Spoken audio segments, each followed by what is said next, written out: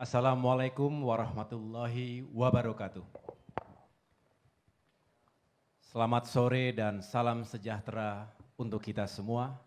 Shalom, Om Swastiastu, Namo Buddhaya, salam kebajikan.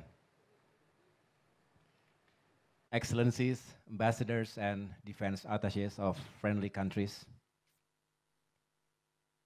Saya juga tentu ingin menyapa para tamu undangan terhormat. Di sini ada Sesmenko Perekonomian, Bapak Susi Wiono. Sampaikan salam saja kepada Bapak Menko. Bagus sekali tadi sambutannya. Ada Rektor Pertahanan, saya ulangi Universitas Pertahanan yang diwakili oleh Bapak Wakil Rektor, Maijen TNI Susilo Adi Purwantoro. Beliau ini senior saya dulu di TNI. Lalu ada anggota DPR RI dari Komisi 1, Bung Dev Laksono. Ada staf khusus Presiden, Bung Dias Hendro Priyono. Mbak Sarah Joyo Hadikusumo.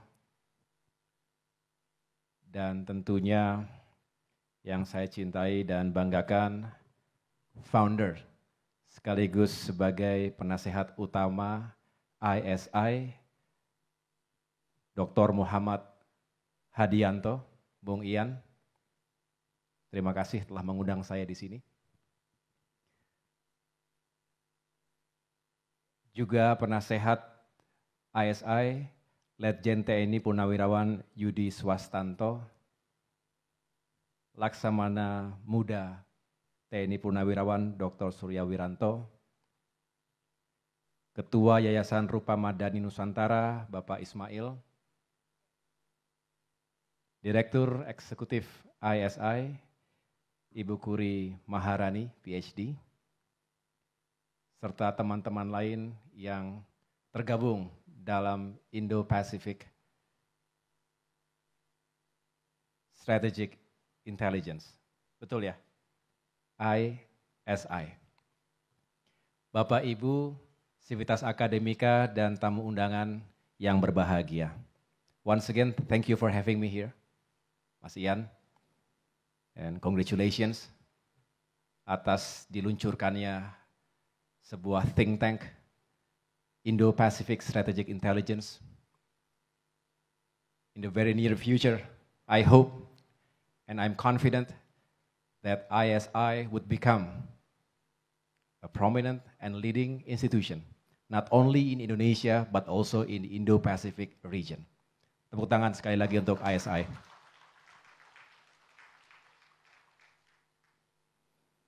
Ketika saya membaca undangan dari Mas Ian, ISI, apa itu ISI? Ternyata keywords-nya geostrategy, politik luar negeri, pertahanan di kawasan Indo-Pasifik. Saya baca sekali lagi, saya pikir jangan-jangan salah alamat, karena pertahanan. Sedangkan saya ini Menteri Pertanahan. Emang beda-beda tipis, 11-12. Pertahanan, sedangkan saya adalah Menteri Agraria dan Tata Ruang, sekaligus Kepala BPN, Badan Pertanahan Nasional.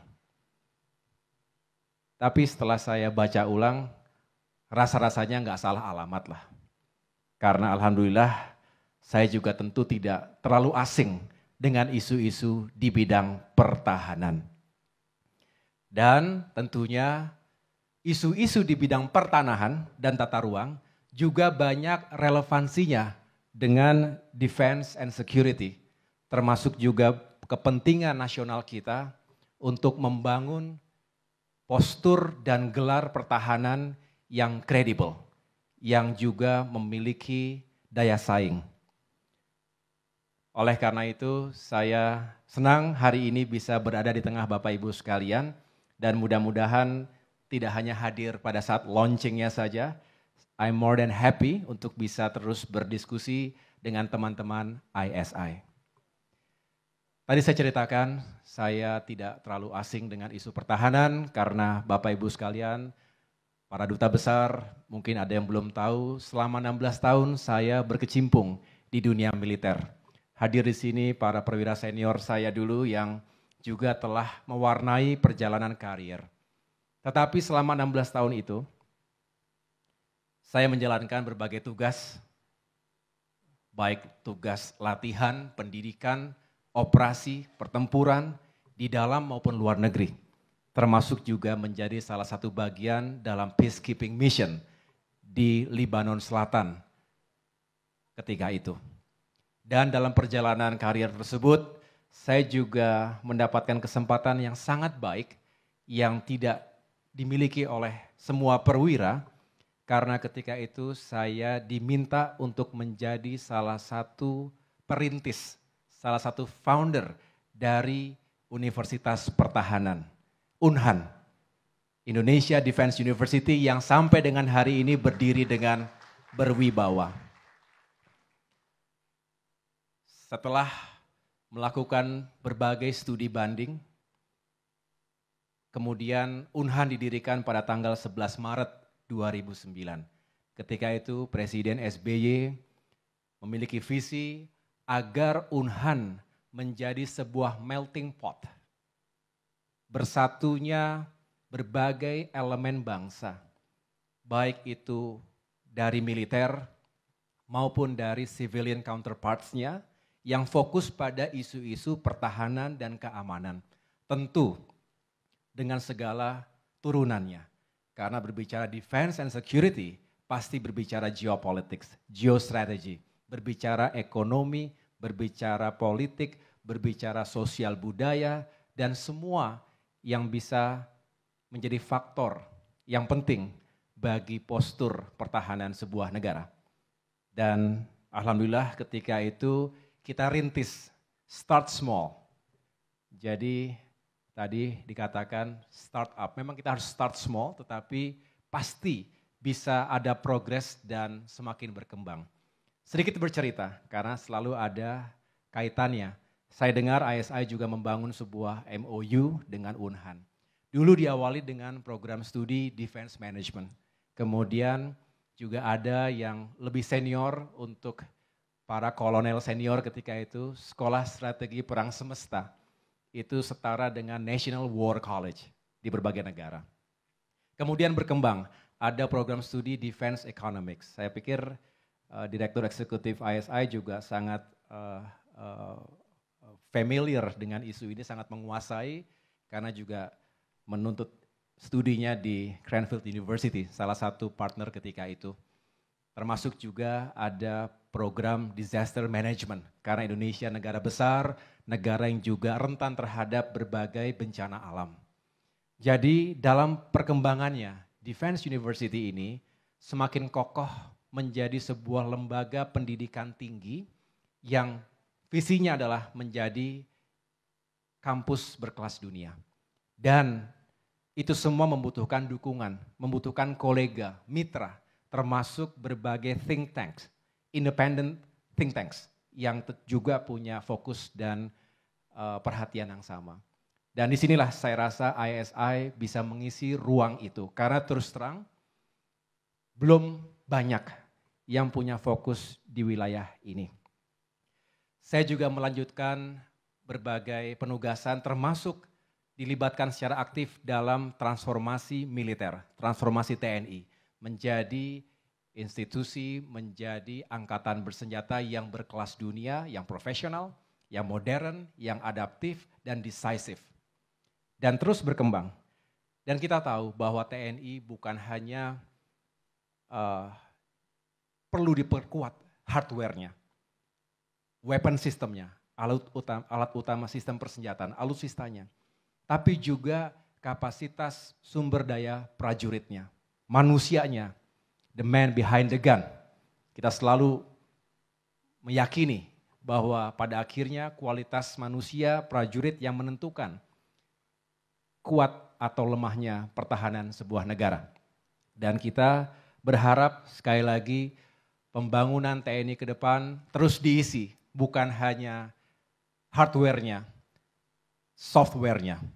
Dan kita ingin ke depan TNI benar-benar semakin handal dan capable.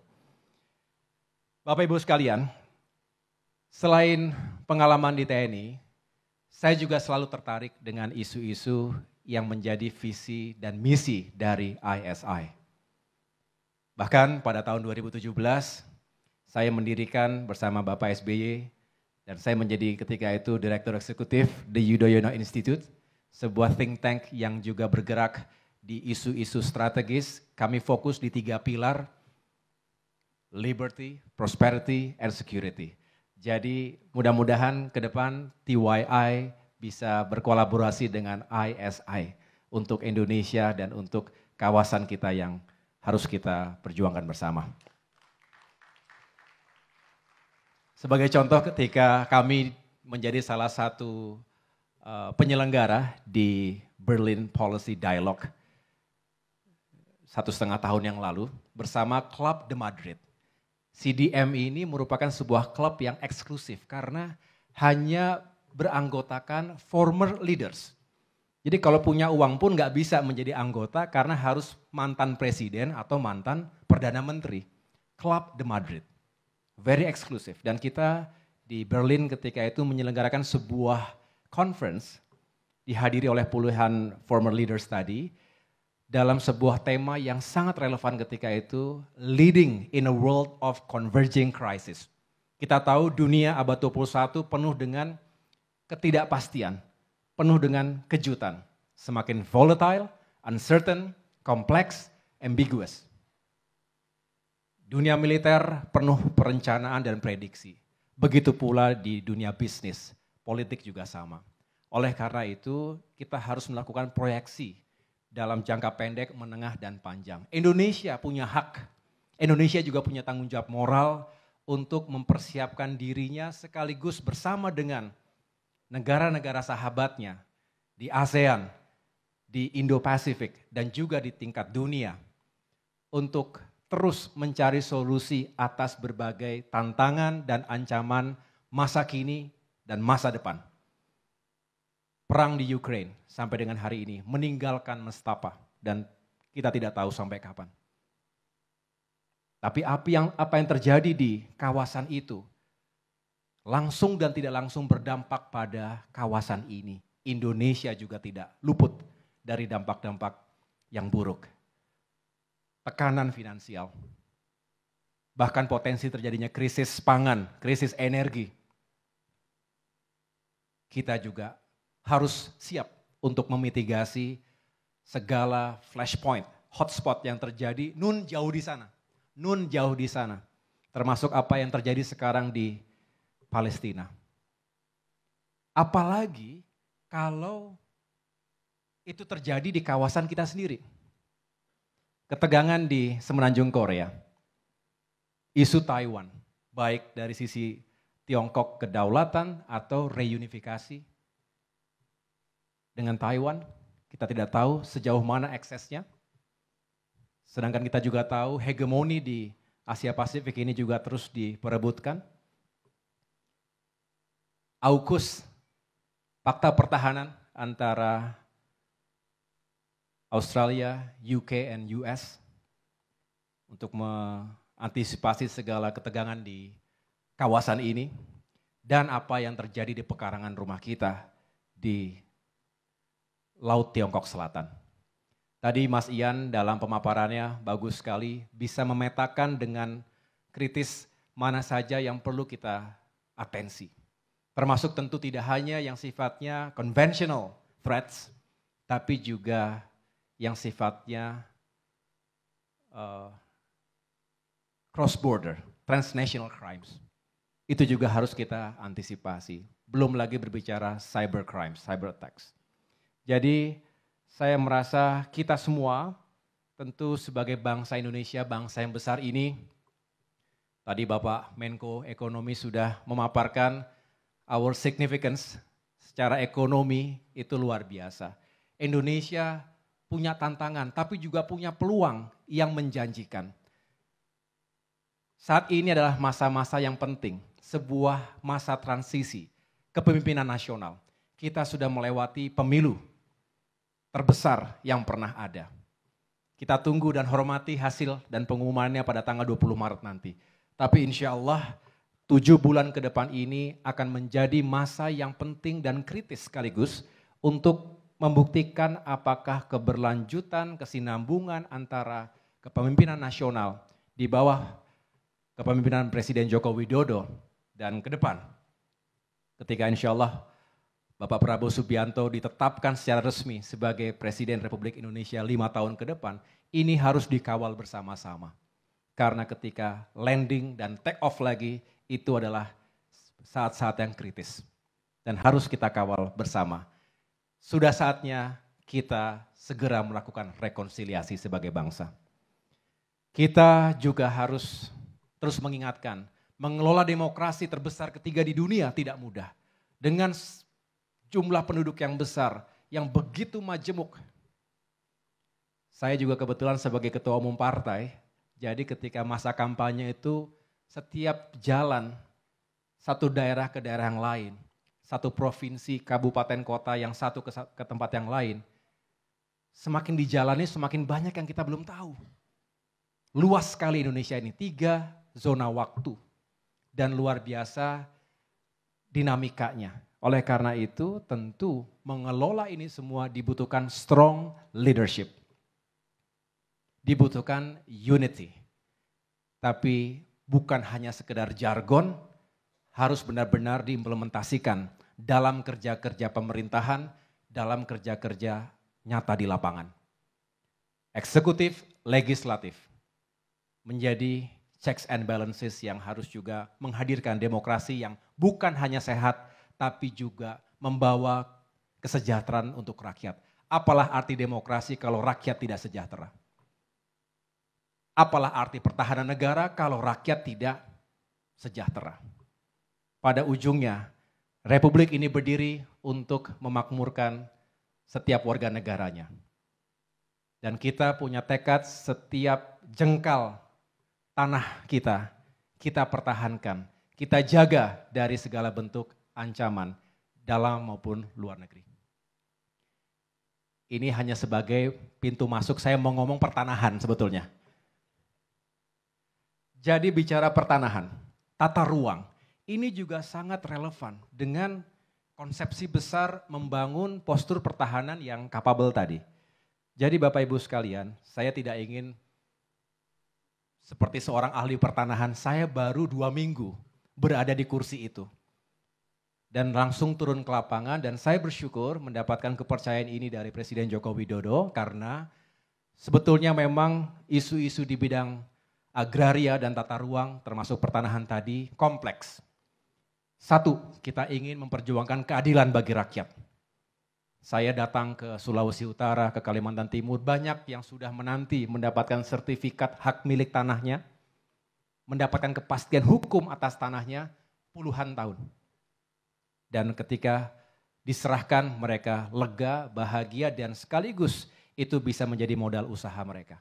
Tapi yang kedua tentu bukan hanya untuk keadilan, kita ingin jika pengelolaan tanah ini serta tata ruang tadi benar-benar cermat, maka kita bisa menghadirkan pertumbuhan ekonomi. Ketika para investor memotret potensi Indonesia, mereka ingin tahu kepastian hukumnya bagaimana, termasuk kepastian hukum atas tanah. Investasi akan mengalir kalau itu clean and clear. Tugas kami di situ. Jadi kita ingin menjadi bagian penting dari faktor utama pertumbuhan ekonomi, yaitu investasi. Tapi dalam konteks ISI ini, saya ingin menyoroti bahwa berbicara tata ruang dan tanah, kita juga punya peran untuk menjaga kedaulatan dan keamanan wilayah. Contohnya, saya berbicara dengan Panglima TNI, dengan Panglima Komando Gabungan Wilayah Pertahanan, Kogab-Wilhan misalnya, kita harus semakin merapikan di mana saja yang harus kita perkuat sebagai lokasi infrastruktur pertahanan. Pos-pos militer, wilayah perbatasan, IKN, Ibu Kota Nusantara yang tengah dibangun secara agresif saat ini, perlu disiapkan pos-pos pertahanan yang juga bisa mengamankan kedudukan Ibu Kota Nusantara itu.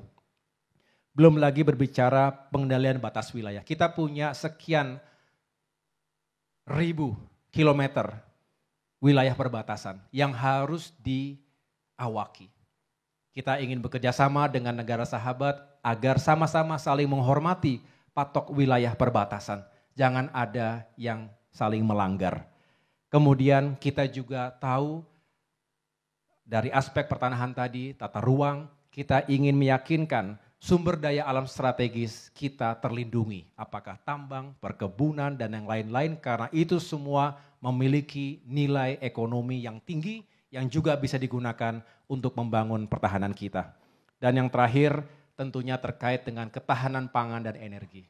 Kita tahu penduduk Indonesia semakin banyak, kebutuhan akan pangan juga semakin tinggi. Kita tidak ingin terlalu bergantung pada negara-negara produsen yang biasa kita mengimport bahan-bahan pangan tersebut. Kita juga harus punya ketahanan, kemandirian di bidang pangan, juga energi.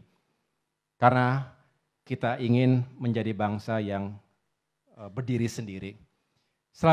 Di samping itu, dari semua yang kita bicarakan tadi, ada sebuah tantangan yang tidak bisa kita hindari, yaitu krisis iklim. Ini menjadi PR bangsa-bangsa di dunia. Saya berharap ISI juga bisa terus mengkaji bentuk-bentuk ancaman militer maupun near militer, conventional or non-conventional threats yang bisa mengancam our survival interest, our vital interest hari ini dan di masa depan. Demikian yang dapat saya sampaikan. Sekali lagi saya mengucapkan terima kasih dan sekaligus selamat kepada ISI juga Rupantara Foundation. Selamat bekerja, selamat berinovasi, ditunggu pemikiran-pemikiran besarnya, ditunggu kajian-kajian strategisnya. Indonesia membutuhkan itu semua, pemerintah membutuhkan itu semua. Semoga sukses dan menjadi think tank yang berkelas dunia. Terima kasih. Wassalamualaikum warahmatullahi wabarakatuh.